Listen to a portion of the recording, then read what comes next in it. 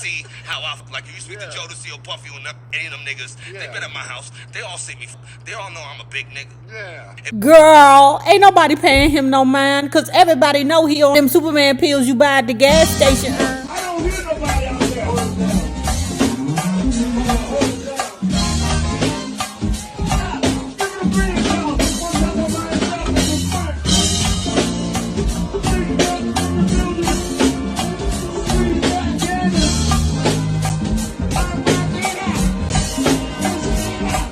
Well, hello there, love bugs. Hello there, Bellas. If you have not already done so, please like, share, comment respectfully, subscribe, and visit uptopbeauty.com. For these, I think these are the Miss Hollywood DC frames in black gradient. I think that's what they call it. And because I'm trying to inspire you all to revisit uptopbeauty.com, all shades are $25. For those of you who have recently joined the book club, whether it be through the YouTube paid membership or the Patreon paid membership, your $5 is so greatly appreciated. Now, let's read Faith Evans, Keep the Faith. It's a good book. Many times before things can get better, they have to get worse. Before you fully learn a lesson, sometimes it has to really bring you to a point where you can sit back and reflect on it. Making positive changes in your life doesn't happen quickly. One of my major weaknesses has always been that I tend to move a little too fast, especially when it comes to relationships. And then it dawns on me that I should have given things a little more thought. If I'd kept just a bit of distance from JT in the very beginning, I would have seen his temper issues and perhaps avoided the physical abuse. But by the time he showed me his true colors, I was already in too deep. When it came to having sex, JT and I were very irresponsible. And soon after he tried to throw me out of his living room window, I found out I was pregnant. It wasn't the first time I'd gotten pregnant either. I'd gotten an abortion after an unplanned pregnancy in an earlier relationship. So we already know she fucking. And she been. The worst part about it is I know she didn't get the O. It took me so long it's like I bumped into the O. You know, like one time I was with somebody just doing it just to be doing it, because when you ain't getting the O, you doing it to do it. You know, it was like I was laying there, you know, oh, okay, all right. I mean, it's okay, you know. And then when I tell you that thing snuck up on me, I thought I peed on that mother. Like, oh. She around there getting pregnant, ain't even getting the O's. Girl, it wasn't even worth it. Okay? I mean, you don't compare O's to pregnancy. But I'm saying, when you young, you don't even know what you're supposed to be doing down there. Okay? I just have a personal question for some of my book club member peoples, okay? How old were you when you got your first O? Women's only, because we know you ninjas, y'all gonna get the O any damn way, so y'all don't care. I had no intentions of telling anyone that I was pregnant by JT, but I confided in one of my foster sisters, and it eventually got back to my mom. I expect more of you than this. This is not the plan for you, getting knocked up by worthless niggas who are not even worthy of your time. Remember that. Unfortunately, that incident didn't automatically teach me a lesson. My relationship with JT was so rocky and emotional that I continued having unprotected sex with him, even though I knew better. It's hard for me to go back to that place in such a dead-end relationship and making such foolish choices. Child, we all been there, especially when we was young. You can't expect for us to make good decisions while we're young. And you know they say that Faith been a little promiscuous in her years. Child, I'm not knocking your faith, because I've made some decisions with my body that I'm not really happy with either. I'm not judging you, girl. If I am saying some things that rub you the wrong way, girl, it's just jokes, girl. Just know that it's always just jokes over here. It's hard for me to go back to that place in such a dead-end relationship and making such foolish choices. But I know there are young girls out there who are going through the same crap right now. And I want them to know how important it is to respect their bodies. I didn't really have anyone to talk about this stuff with when I was a teenager. I couldn't even dream of talking about sex with my grandma. She would have insisted that I wait until I was married, which was not realistic. And I was too afraid of how my mom might react to keep it completely real with her. My grandparents did end up accepting JT. They even allowed him to go with us on their annual bus ride to Florida the summer that I turned 16. Now, wait a minute.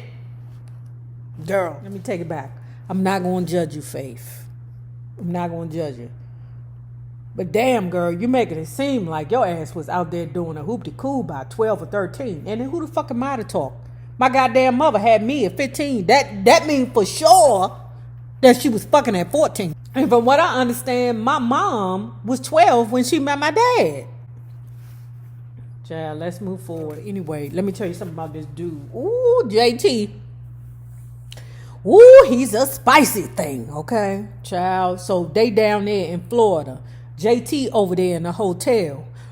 Faith's cousin said, girl, your boyfriend got a girl in the room. Faith was like, you say what? Yes, girl. He down here on our family trip to Florida friggin' on another girl. I marched over there with Candy and Gay and a few other girls and tried to get into his room, but he wouldn't open the door.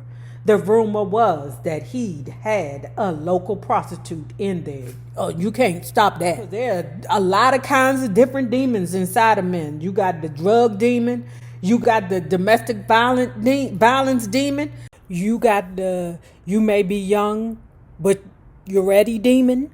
And you got them prostitution demons. And I've been with a man who had a prostitution demon. Soon after we came back home, JT ended up infecting me with a venereal disease. Faye said when they got back home, she went to the doctor and found out that he gave her a venereal disease. Child, I don't know. She didn't say what it was. She didn't say. But she did have to stay in the hospital for a week for the complications of the disease. Okay, I'm like, what kind of disease keep you in the hospital for a week? What kind of disease is that, y'all? Is it syphilis? Is it gonorrhea? I don't know, y'all. I ended up in the hospital for a week with complications from the disease. I was embarrassed and afraid, especially when the doctor told me that I would have a difficult time getting pregnant because of the intensity of the illness. Ooh, I know what that is. I know what that is.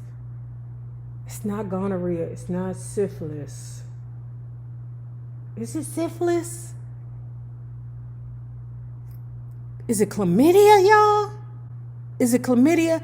Because I got burnt the first time I had sex by old Dirty Dick from Clifton Terrace, y'all. I remember my mother walking into my hospital room and shaking her head. Here you go again, she said flatly. I really thought you had more sense than this. You can be so stupid sometimes, Faye. Although I had begun to rebel against all of my grandparents' rules, when I started dating JT, they were still trying to keep me on a pretty tight leash with a firm curfew. And there's no way they would have allowed me to go to the Bronx to record secular music, love songs at that. So I had to sneak out of my bedroom window and take the PATH train from Newark to New York's Penn Station, and then take the subway to the Bronx. Alone, Sometimes I'd have to get money from Tyrone to get back home. One afternoon, Tyrone told me that Teddy Riley was going to be in the New York City area and that I was going to sing for him. I was really excited and, of course, very nervous. I think some of the songs I'd been working on with Tyrone had found their way to Teddy's ear, and the producer had decided he wanted to hear me sing. At this time, Teddy Riley was the most influential producer in hip-hop and R&B. He'd worked with everyone from Michael Jackson to Aretha Franklin, and he'd put together his own groups. Pause, draws, nulls, Charles, crawls. That goddamn Aaron Hall. Ooh, shoot, my God. Ooh, that goddamn Aaron Hall, you going down with that ditty. I like for them niggas to see how I like. You speak to Joe to see or Puffy or any of them niggas. They been at my house. They all see me. They all know I'm a big nigga. Yeah. Girl, ain't nobody paying him no mind, because everybody know he on them Superman pills you buy at the gas station. At this time, Teddy Riley was the most influential producer in hip-hop and R&B. He'd work with everyone from Michael Jackson to Aretha Franklin, and he'd put together his own groups, Guy and Blackstreet, which both released multi-platinum albums. He's credited with ushering in the entire era of New Jack Swing music after producing Bobby Brown's smash hit, Don't Be Cruel, which sold 7 million copies and had been the best-selling album of the year just 2 years earlier. I didn't know much about the inner workings of the music industry. Back then, the producer wasn't necessarily well known. That would come later when my future boss, Sean Puffy, Thick Thighs, Demon Diddy Combs, would come on the scene. I still knew that performing for Teddy Riley was a very big deal. I was only 16 at the time, and I had no idea where this could lead, if anywhere. I just wanted to do my best. I sang something for Teddy in the lobby of his hotel. Unfortunately, I don't remember what it was. He was really quiet and didn't say much when I was done. "You have a nice voice," he said. "Thank you. I'm working with a female singer right now named Tammy Lucas. ... Forgive me, y'all, because I don't know who Tammy Lucas is. Okay, but I know who the Faith Evans is." His voice trailed off, and I just nodded. He made a bit more small talk, and the visit was over. Anyway, I wasn't stressing it. I had a lot going on. I was trying to finish high school, applying to college, and trying to get my personal life straight. I was occasionally performing in various gospel concerts with a group of seasoned singers from the area. I think they were called Revelations or something like that. One of the musicians was a man named William who played the organs and keyboards. Sometimes the group would practice at his house in Irvington. William was an older married guy. He was brown-skinned and had an average build. He kind of looked like Jeffrey Osborne. Ugh. Not that, Can You Woo Woo Woo isn't a big deal. Or, what's that song? Love Ballad, which is like one of the most romantic songs in the entire world. I have never been so much in love. Yeah, but I don't know if I would be attracted to Can We Woo Woo Woo. Sometimes I would work on my vocals with William. Back then, I didn't have a lot of control over what my voice could do. Like with riffs, those melodic bits of melody within a song. I'm known for my riffs now. Pause. Let me say this right quick. Remember the song that she had with Kelly Price and Whitney Houston? I think it was called something about a heartbreak, something like that. When I tell you that was musical platinum, I mean, what's better than platinum? Diamond. musical diamond right there. Because even though that Kelly Price is a bitch, you cannot deny her vocal capability. Being able to control your voice is the difference between sounding good in a studio and sounding good live, which was important to me.